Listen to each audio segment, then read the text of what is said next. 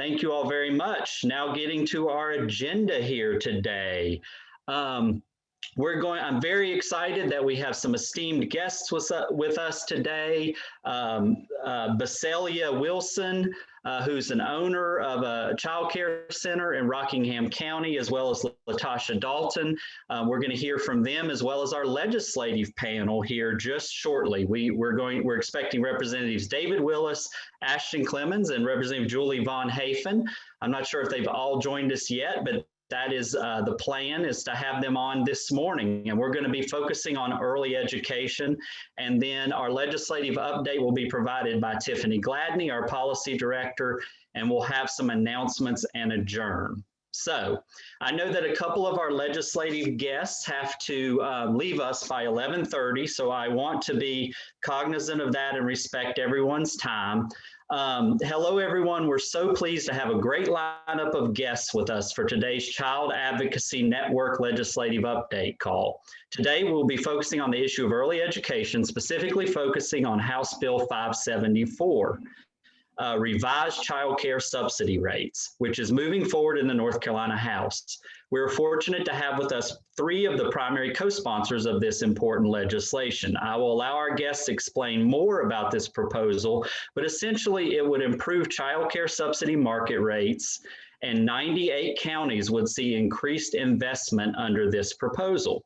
Increasing the subsidy rate to the statewide average ensures providers in every county can stay open, offer more services, and provide high-quality learning to North Carolina's youngest children. In addition, our guests will likely want to speak on other tenets of early education, an area that everyone on this call feels passionately about. In addition to the three honorables on the call with us, we also have two early education advocates from Rockingham County on this call who will provide their perspective on the need for increasing subsidy rates.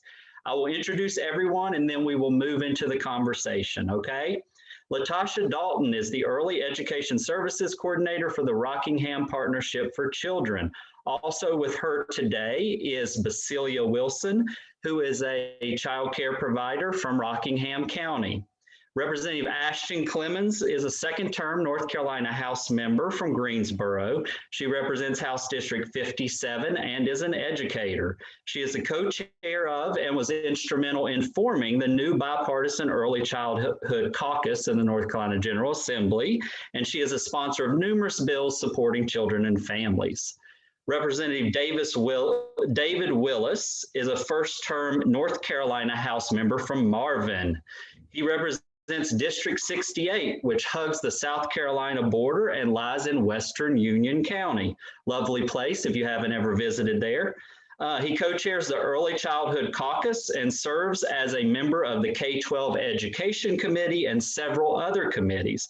In addition, he's an owner of a preschool, so brings that firsthand perspective to the table. And last but not least, certainly, we have Representative Julie vonHaefen with us, and she is serving her second term as the representative for House District 36, which lies in southern Wake County. Representative vonHaefen serves on House Appropriations, Local Government, and several other committees. She was a practicing attorney for many years, and among her many volunteer efforts, she serves as a guardian ad litem in Wake County. Okay, so thank you to all of our guests for being with us, and now we are going to get into our agenda, and I would like to turn it over first to Latasha Dalton. Latasha. Good morning, everyone, and thank you for having us here today to represent for Rockingham County. We are so excited to be on the call today. My name is Latasha Dalton, the Rockingham County Early Education Services Coordinator for our community. And I first want to thank the bill sponsors for this proposed legislation and the opportunity to share on the call today. This is such a big deal for our early childhood community, and we are so excited about it. This bill would serve as a great financial investment for our child care programs and help promote economic recovery for our child care system overall. Currently in Rockingham County, we have over 600 children who receive child care subsidy. The current system for determining the subsidy reimbursement rates leads to disparities between rural and urban communities. In Rockingham County, is in a rural area. This leaves childcare providers in counties like Rockingham making thousands of dollars less than providers in urban counties. As a result, childcare programs are not financially viable and cannot meet the ever demanding childcare needs of our community. We know this is especially true for infant and toddler care, where the cost of care is greater than the subsidy rate, leaving many childcare programs in Rockingham County to discontinue infant and toddler care altogether. So this proposed bill, of course, would have a great economic impact for our childcare community, and we are so excited. And we're excited to have one of our own providers here to share how this would personally impact her program as well. So thank you again for this opportunity, and thank you to the bill sponsors for this proposed legislation. We are so excited about it, and we appreciate your time today. Thank you. Good morning, everyone. My name is Bisceglari Wilson. I go as B. I am the owner and operator of Milestones Learning Center. I've had my childcare place for 4 years. All of my program, all of the children is 100% subsidy. So if this bill was to pass, it would be great. We could hire quality teachers and we can upgrade our programs. The educators, we play such a vital part in the children's lives, which leads to them becoming productive citizens. So this would be a great financial asset if this was to happen. And again, thank you for everything. Thank you, Ms. B and Latasha. We really appreciate you being with us. Now turning to our three honorables, and I'll start with you, Representative Willis. I would like to start by asking the members to share with us the benefits of House Bill 574 from your perspective. Representative Willis. Thank you, and thank you for having us on with you this morning, and thank you for everything that everyone on the call does within the early childhood industry. We appreciate all of your work and dedication to the young children in North Carolina. 574 to me as an operator and as a legislator, I look at it kind of from two standpoints. One, as an educator, to the lady was just speaking, we've got to make sure that we have the ability for these schools to have quality programming, quality teachers, the sustainability in order for them to be able to continue to operate. I mean, obviously childcare is, educational childcare, as I like to use rather than childcare, is really the foundation of where education begins and getting these young kids off on the right foot and helping them to sustain and to become lifelong learners. And so it's critically important that we help, especially in our rural areas, it was mentioned as well. We are losing teachers, we're losing the young folks to urban areas. And so it's critically important to me from a number of different areas. One, educational outcomes, obviously for the children, but also from a workforce development and economic development to help our rural counties remain viable and to remain vibrant and to be able to provide them with opportunities for employers to come in and offer jobs. And so it's a multifaceted approach to me, and I think it's critical for our infrastructure, for our state going forward, and for education for these young children. And so we just thank you for all that you guys are doing, and we're fighting for you every day in Raleigh.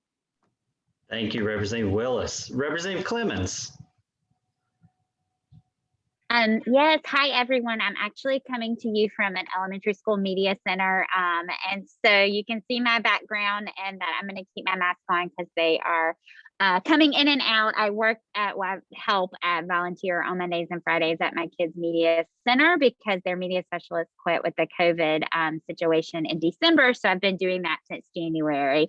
So I don't have a lot to add to what Representative Willis said. I think he has summarized why we believe so strongly in this bill. It is what is right for the kids that are in our early childhood centers. It is what is right for the workers who are fueling our early childhood centers, and it's overall what's right for the economy of our state, across our state. I think he covered all the main areas. And his and Julie's and Representative Zoka's dedication to this is evidenced by he's coming to you guys from the car going who knows where, to be with you to talk about it. And that, we all feel very strongly about this. And the only other thing I'll say is that I feel like this bill is just step number one.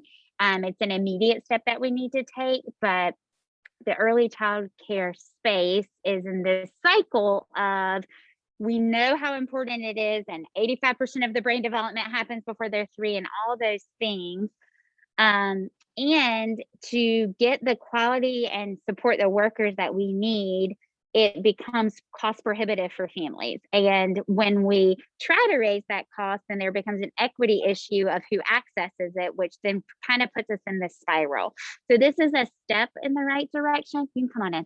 This is a step in the right direction, but we really need some creative thinking so that we can break that kind of circle that we're in to really fundamentally support this critical time for our future North Carolinians. So I'm grateful to all you do. I'm grateful to David and Julie for being willing to work together on this. And I hope you all feel encouraged that you have leaders from both sides of the aisle that are passionate and working on this. So thank you so much.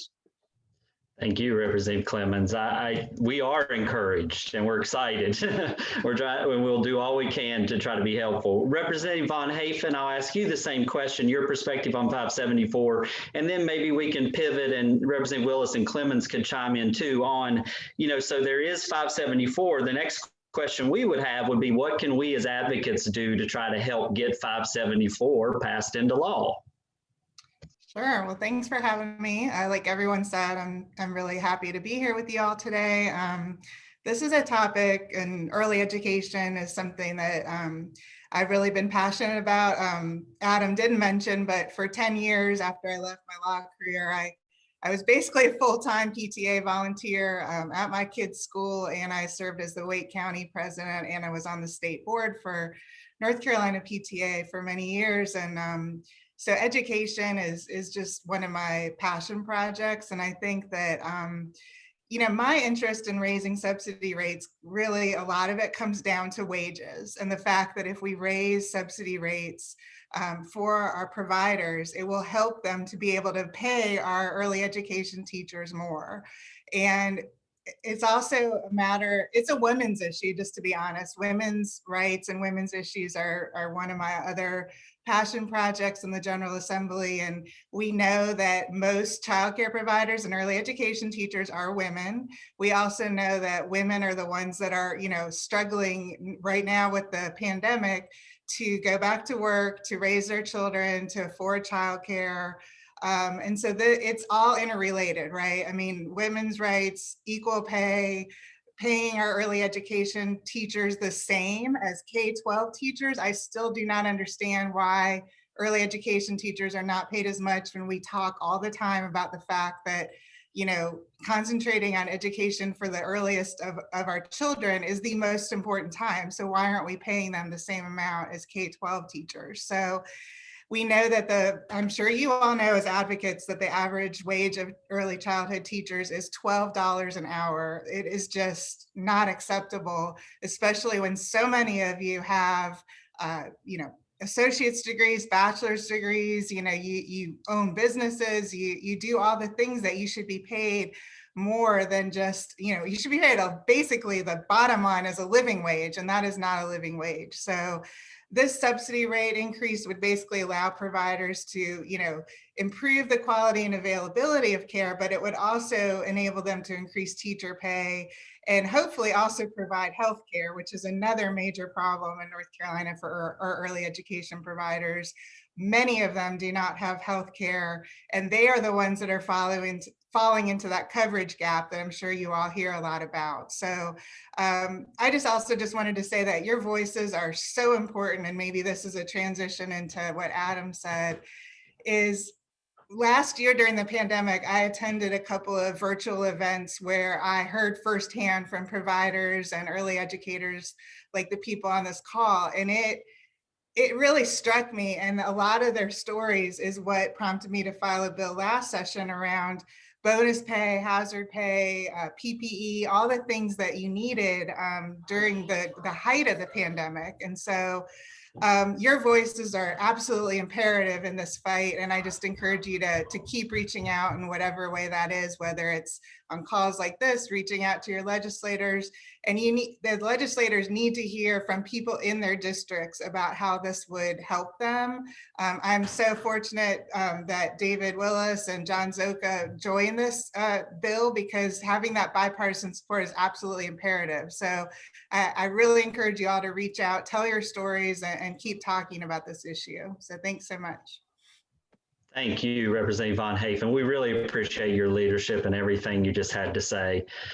So Representative Willis, if I could go back to you, we have certainly all been keeping a keen eye on House Bill 574. Wonderful job by yourself presenting that bill in committee the other day. I saw you had your running shoes on, so we were saying you're ready to run that bill. Tell us how, what do you have thoughts about the next steps? As my understanding, it's going to House Appropriations. How might we be able to be helpful as advocates?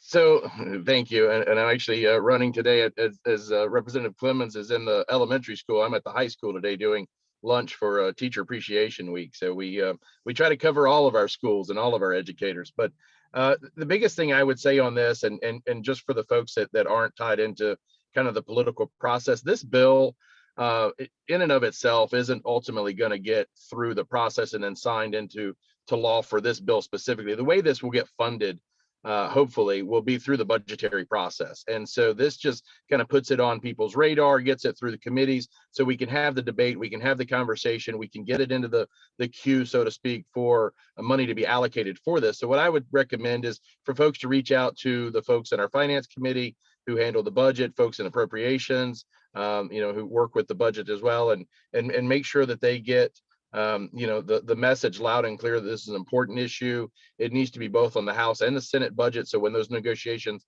come together, that they're not then going back and forth and arguing over the money for this. Right now, I think we have some support on both sides, but we need to continue to do that and apply the appropriate polite pressure that this is important. This is critical for the infrastructure of North Carolina and for us moving forward, again, from an education standpoint and from an economic development standpoint. Wow, thanks so much, Representative Willis. And so, for example, we have a lot of folks we work with in Wayne County that care about this and other issues, and they might be able to speak to someone like Senator Perry about this issue on the Senate side, perhaps. Representative Clemmons, would you like to add anything as far as, advice for advocates to be helpful? Well, I just want to echo what has been said.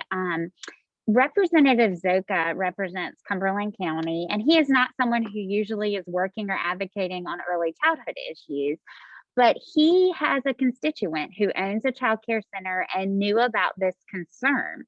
And I happened to stand with him for an hour at Representative Faircloth's wife's funeral to go through the procession line. And we started talking about this and his constituent. And I said, well, we have a bill for you to join us on. And that is literally how he came to be. And he's one of the leaders in the Republican caucus. How he came to be on this bill was a constituent reached out to him and shared their story. And it happened to come up in conversation, and now he's been advocating for the bill. So what Julie said is right. Your voices matter, and people need to hear why this matters from someone in their district. The only other thing I would add is that the health appropriations chairs are the most important people in the budget negotiation process, because the health appropriations chairs in the House and the Senate will be making this ultimate recommendation. So yes, all of your legislators in your district, but especially people who live in districts of the health appropriations chairs would be very important. And those are posted on the website. And I know NC Child does a good job of making sure you all have that information. But if you're targeting health appropriations chair, and then overall appropriations chairs are the most important. So we want everyone to hear about it. Thanks so much, Representative Clemmons. I wanted to also, I know that Representative Clemmons and Representative Willis, your time is short, and I wanted to keep the conversation specific today as much as we could. So if I could just quickly, I wanted to pivot to another issue.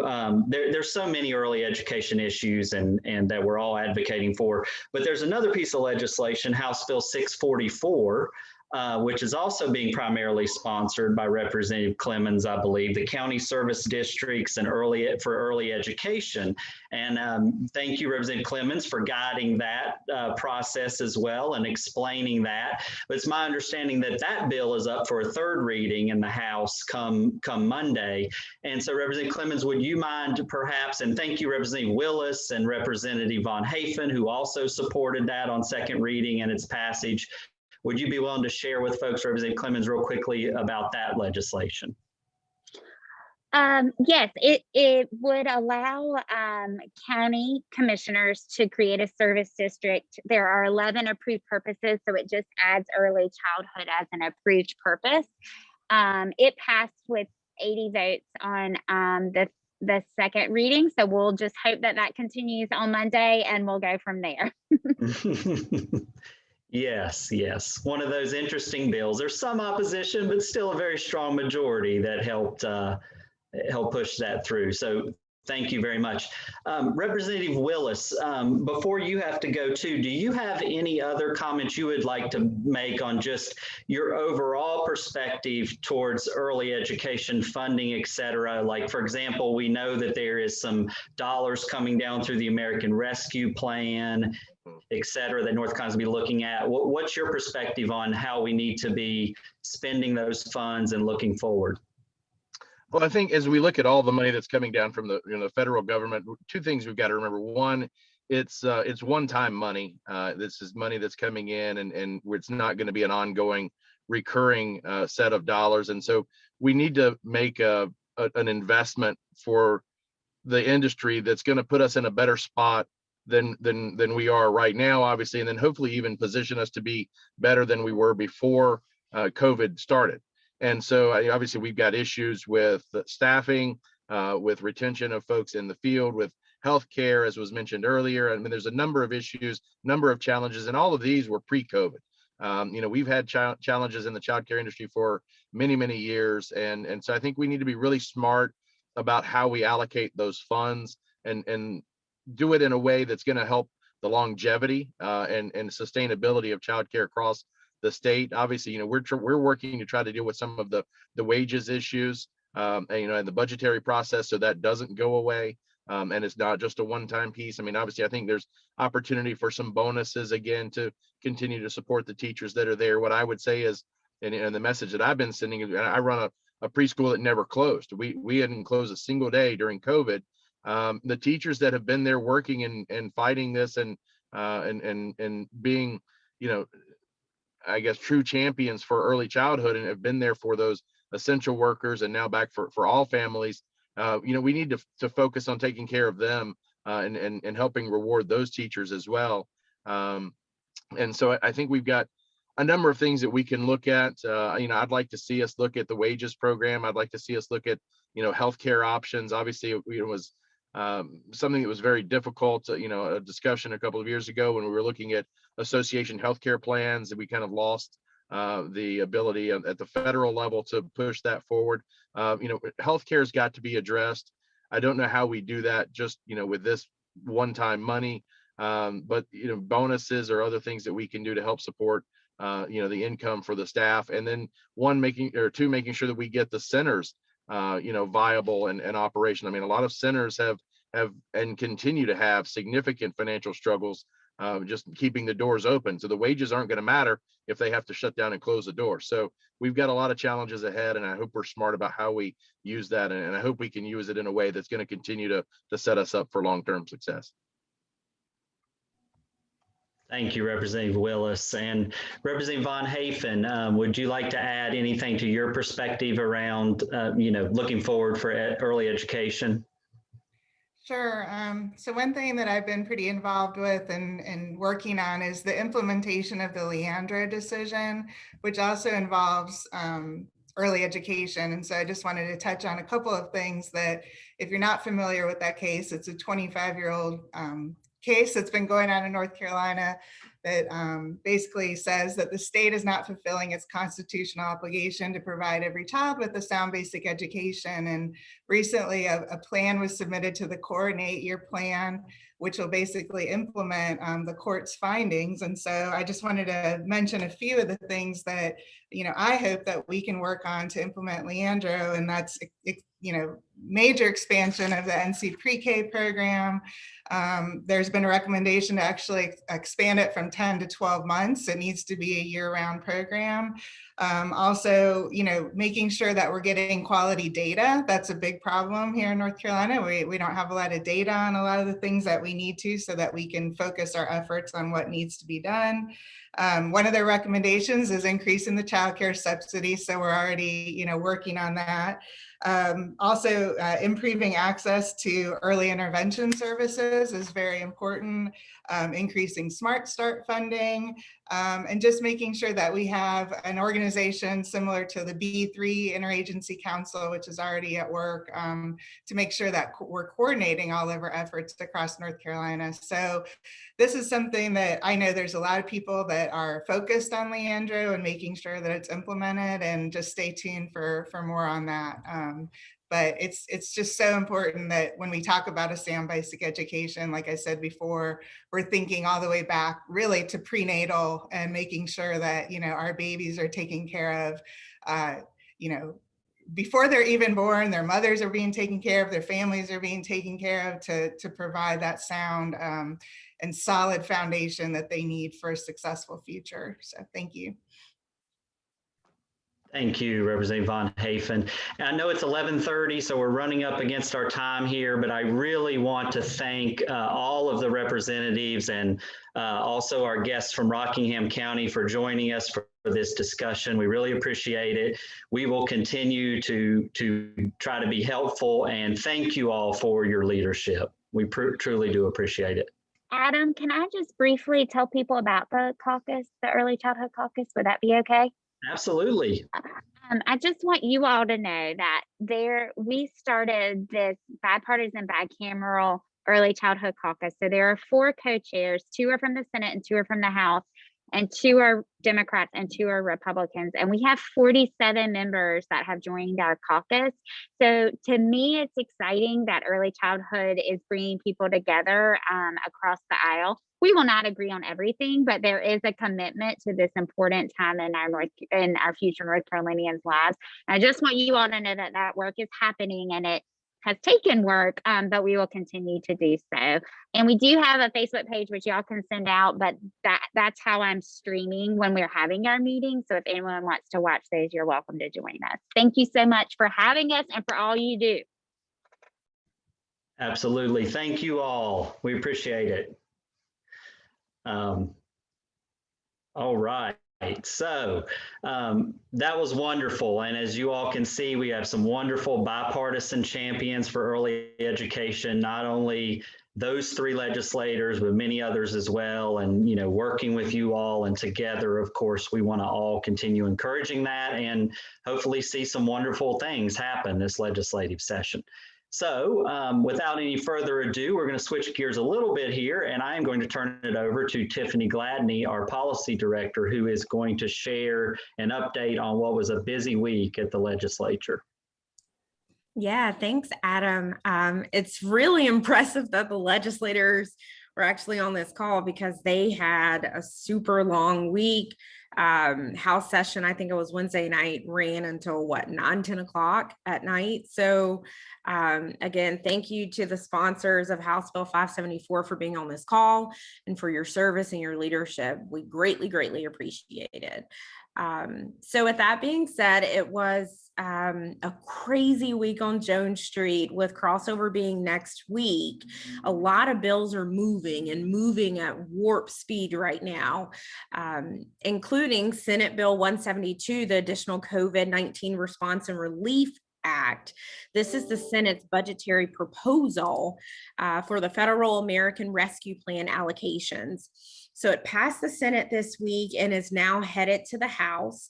And some notable highlights and investments include $5.9 million in preschool grants, $6.2 million in infants and toddlers, as childcare stabilization grants coming in at $805 million. So stay tuned for more updates on that as we watch how it fares in the House. And on the early childhood forefront, you heard a lot about House Bill 574, the revised child care subsidy rates bill a few minutes ago from the amazing primary sponsors. So we are thrilled to announce that House Bill 574 received a favorable report Tuesday afternoon from the House Families, Children, and Aging Committee, and is now headed to House Appropriations. And of course, you guys know what this bill focuses on, so I don't even have to recap it for you, but this is one of our top priorities for the 2021 legislative session here at NC Child.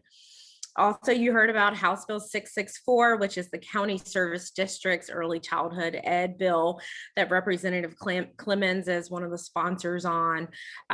This would create a new local financing mechanism for child care. House Bill 664 would add early childhood education programs to the list of special service districts authorized by a county board of commissioners. So it successfully passed its second reading in the House, and we hope for a positive third reading next week. So on the child welfare and safety forefront, we saw House Bill 473, the revised law safe surrender infants bill. This bill would expand the current law and recodify it for surrendering an infant, specifically around who a person can surrender an infant to, but also the duties of the person taking the safely surrendered infant, immunity for the surrendering parent, as well as confidentiality of that parent. So the bill passed the House Wednesday and is now headed to the Senate. We also saw Senate Bill 69 move this week, which is the DMV licensing requirements bill. This legislation would change the state's graduated driver's licensing requirements by reducing the amount of supervised time a teenage driver must complete before getting a license. So after some changes, the bill was fast-tracked and it passed transportation as well as rules in the full House. So now it's headed back to the Senate. So House Bill 247 also moved this week, which is standards of student conduct. And this bill would make various changes to the requirements for school discipline policies that boards of education use.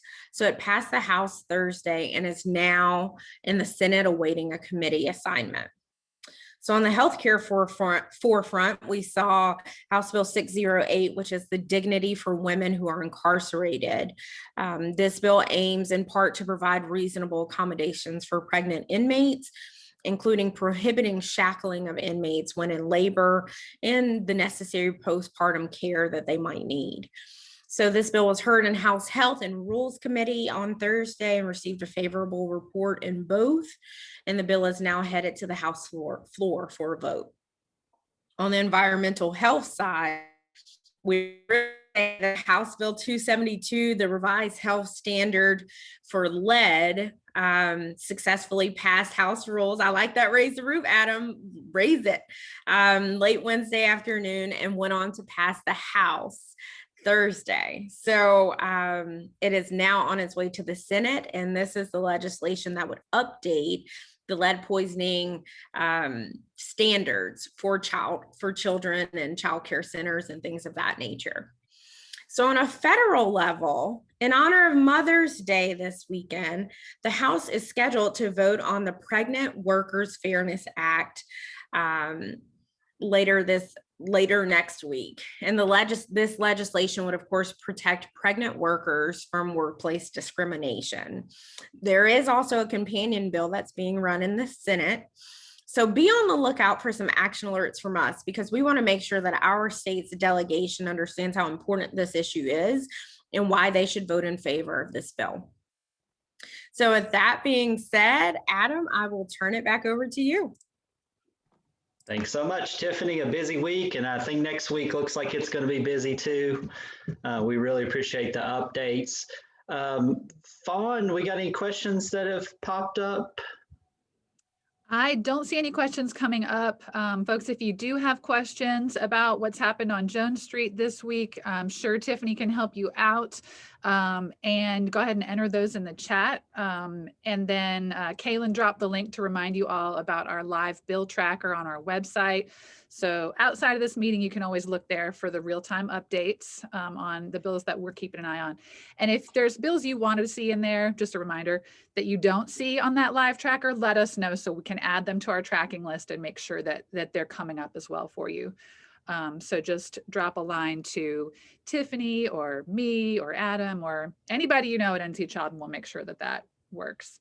And Michelle Rivas is dropping a comment saying that the Early Education Coalition is working hard on expanding the child care wages program and getting that into the budget bills. So that's another really important way to address the low wages in the child care sector. So thank you for that work to the coalition and to the legislators who are working on that. And I do not see other questions and comments coming up, Adam. So I've killed some time for you, but I don't see any other comments coming in. Wonderful. You know, one. Sorry, I do have a question for you. Robin Lane is asking, any bills related to school nurse funding? Tiffany, you want to talk about that for a second? Robin, you are spot on. So that's actually another priority for us at NC Child. So actually, there are a few bills in the House and possibly one or two in the Senate that focus on making sure that every school in this state, public school in this state, would have a nurse. Specifically, there's one with Representatives Donnie Lambeth and Gail Apcock as the primary sponsors. That's House Bill 348. So Elizabeth and I were downtown earlier this week, pounding the pavement. And actually, we were going by the various chairs, offices, and dropping off fact sheets on the importance of having school nurses in schools and how it is directly correlated with recognizing some mental illnesses that some students might be suffering from, and also can greatly contribute to preventing suicide and suicidal attempts, suicidal ideations. So we are working on that. If you'd like more details, let me know. I'm happy to talk offline if you'd like to, but you can also check our tracker because we are tracking those bills. Couple more questions and comments coming up. Tom Vitalione wanted to mention that Senate Bill 69, the graduated driver's license program, really good news that the changes to that bill mean that it would sunset on December 31st of this year. So those would just be temporary changes in response to the pandemic, and our graduated driver's license program would go back to normal after that. As long as the Senate agrees to those changes. So that is really good news. And then Sloan Crawford was raising up House Bill 769, the Foster and Kinship Bill of Rights, that bill is moving forward as well.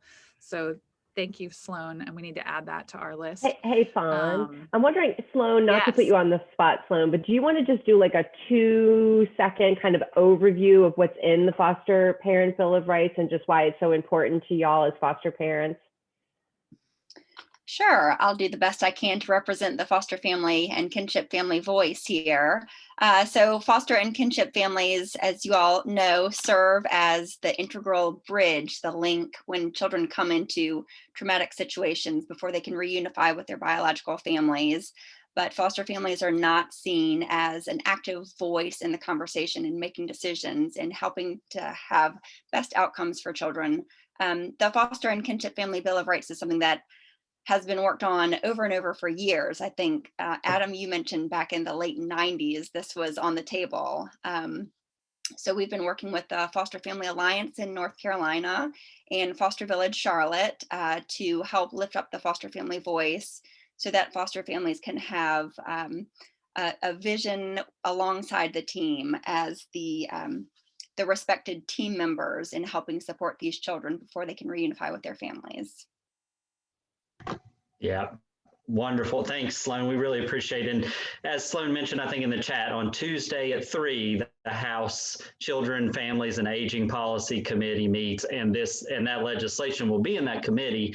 And one of the co-chairs of the committee, Representative Jerry Carter from Rockingham, is a co-sponsor of the bill. So I would hope that would bode well for it, hopefully moving through. Okay, one quick announcement I have from Eva, that if you missed our Medicaid transformation webinars, I'm dropping a link into the chat to those. So we recently did webinars on Medicaid transformation in English and in Spanish. And so those recordings are available for you. So sharing those links.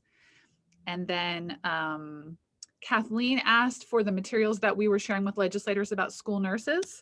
So I'm also putting that link into the chat. This is our fact sheet on school nurse legislation. So we were sharing that with legislators earlier this week and really focusing on the role of school nurses in mental health as kids are coming back into school post-pandemic or mid-pandemic or whatever it is, we don't know. And Michelle Rivas is mentioning expansion of Smart Start programs, also in the budget process. Yeah, Michelle, no, that's fine. Michelle Rivas, would you mind just updating us on, where that is, what the next steps? I mean, could you do that? Sure, glad to add that. And if Michael or Amy are on from the North Carolina Partnership, they can do this better than me, since I didn't give you the bill numbers.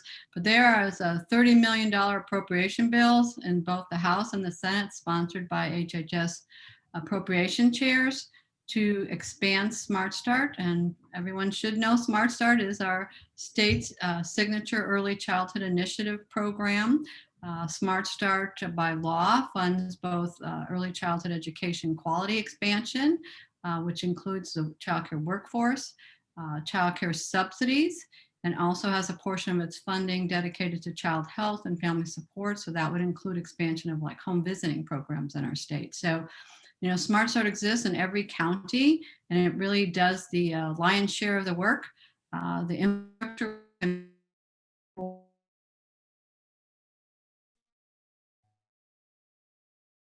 Yeah, Michelle said it better than I could, honestly. So our two bills, and I see Representative vonHaefen dropped the House version in the chat. It was House Bill 262, and then the Senate companion was 464. And we were really excited, had great sponsorship, lead sponsors who were appropriations chairs on both sides for HHS. So we have the right leadership behind the bill. We were also included in the governor's budget at $20 million, which is a figure that's also in the latest Leandra plan. So hoping that in the appropriations process, that there will be funds coming to Smart Start. And if it's not from state dollars, certainly with federal money out there as well, I think that there might be some opportunity to get more funding for Smart Start programs and services one way or another. So feeling pretty optimistic at this point, and certainly hope to see that come to pass along with all these other great opportunities for early childhood this session. Yeah, thanks, Michael. And yeah, Fawn, go ahead. Yeah, I was just going to say, well, we've got our early childhood policy specialists on the line here. There's another question from Rob about the bill that would weaken the STAR rating system, the quality rating system for childcare. And does somebody want to share an update on that bill? I don't know if. Sure, this is Michelle. I can do that. That's House 570. That bill has been passed on the Senate side. And so I'm assuming it's going to go to crossover. The bill was changed significantly and for the better. It does allow childcare programs to not have to go through the STAR rating system during the pandemic. It also allows for the this is the one piece that we're not excited about. It allows programs to drop from requiring 75% of all early educators to have at least an associate's degree to 50% for 3 years. So that provision was changed to just 3 years. And again, it's to try to speak to the incredible workforce crisis we have in our state, where programs literally cannot open and expand because they can't find qualified teachers. So I said House 570, but it's a Senate bill. It's Senate 570. So thanks for putting that in the chat, Representative vonHaefen. So it's on its way, and it's a better. The amendments make a bad bill better. I guess I could leave it at that. Sometimes that's how it goes. All right, let's see. Any other questions?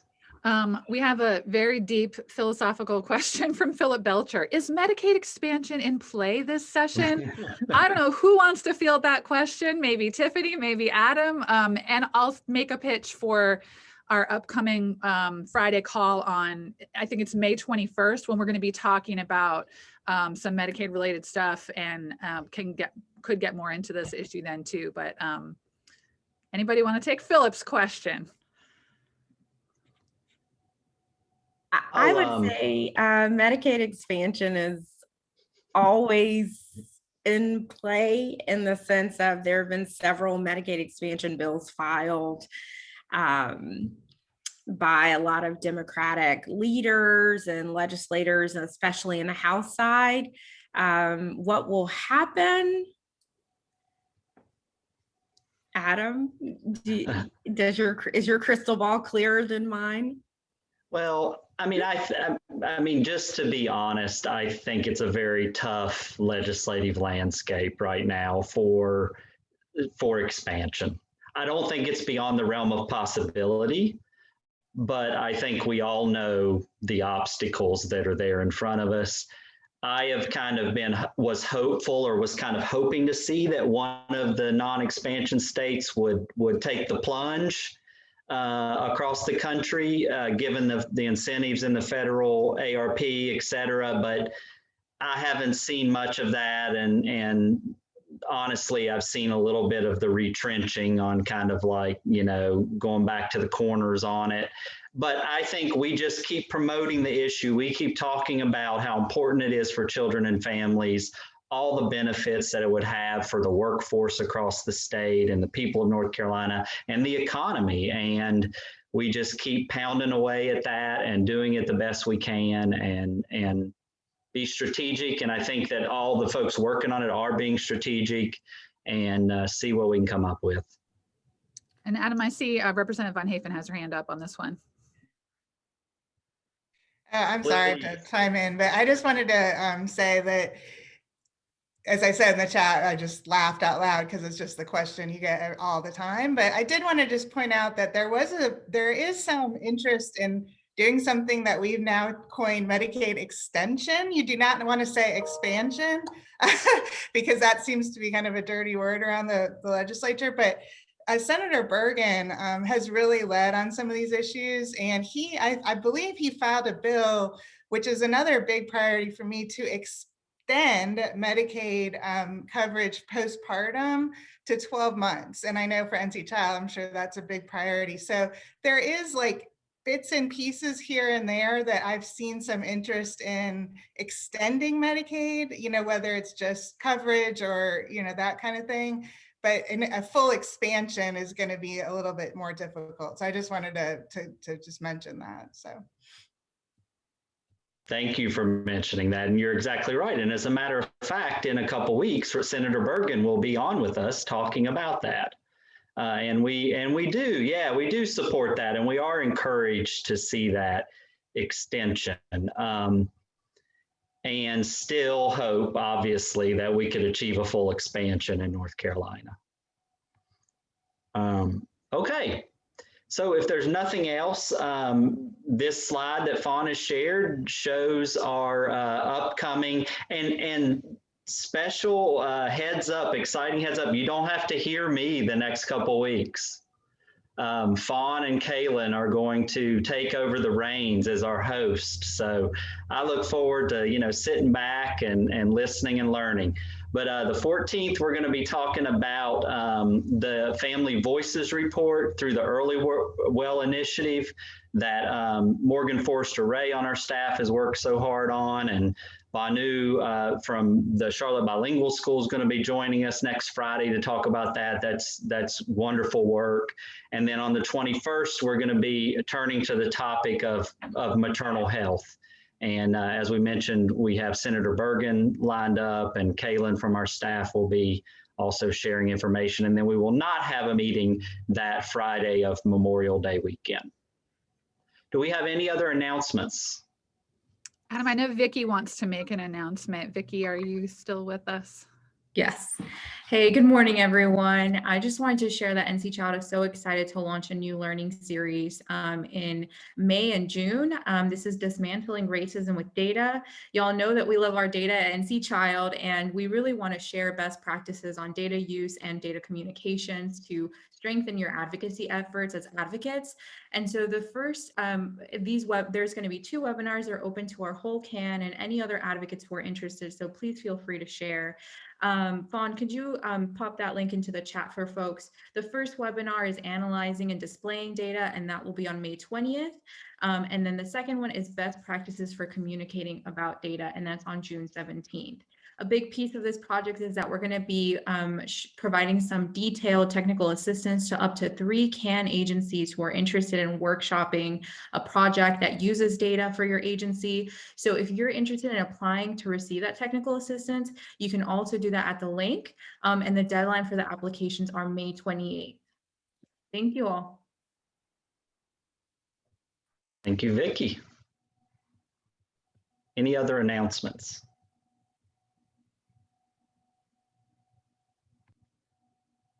Okay, hearing none. Thanks everyone for joining us today.